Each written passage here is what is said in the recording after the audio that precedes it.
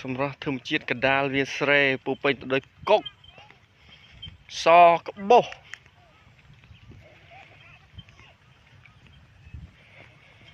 តែកុកថ្ងៃនេះ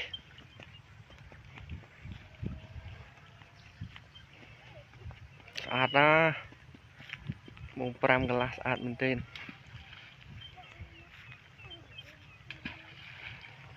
មើលអូន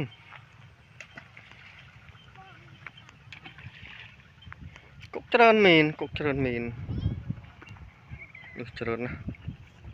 កុំតែឆ្ងាយចង់ 200-300 ម៉ែត្រណាទូរស័ព្ទស៊េរីអនទៅថតវាអត់បានច្បាស់ទេបានតែឃើញសប៉ុន្តែស្អាតបើមូលឃើញទៅភ្នែកស្អាតនេះស្រូវមិនទាន់ដុះខៀវទេមើលដុះខៀវស្អាតយ៉ាងណាទេគេមើលភ័យជាស្រូវដុះខៀវមកថតម្ដងទៀតថតគុកលេងតដែលស្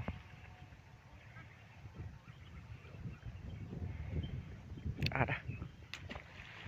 សម្រាប់ធម្មជាតិពិតជាស្អាតអាចធ្វើយើង relax បានសប្បាយចិត្ត fresh ចោលត្រជាក់ស្រាប់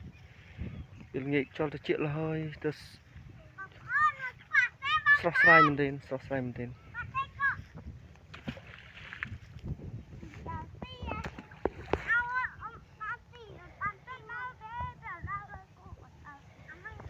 មើលអូន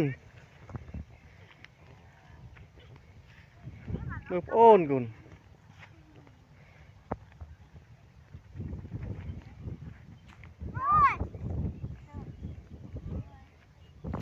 ថ្ងៃនេះបាំងពពកថ្ងៃបាំងពពកមើលលេចឃើញថ្ងៃនេះឃើញទេ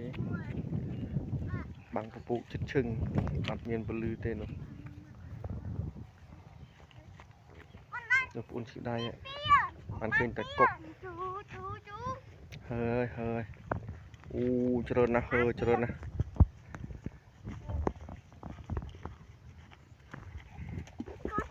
នាងញ៉ាំអូនណាអូកុកច្រើនម្លេះតែបានមកដល់នេះ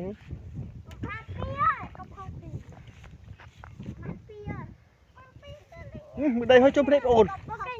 ដៃចូលភ្នែកអូនកូននាងទៅនាងប៉ាបានថតមើលនាងអត់ពីអូហើយអូច្រើនណាស់ពុកម៉ែបងប្អូនអើយអូច្រើនខ្លាំងណាស់សប្បាយភ្នែកមើលណាអូលងស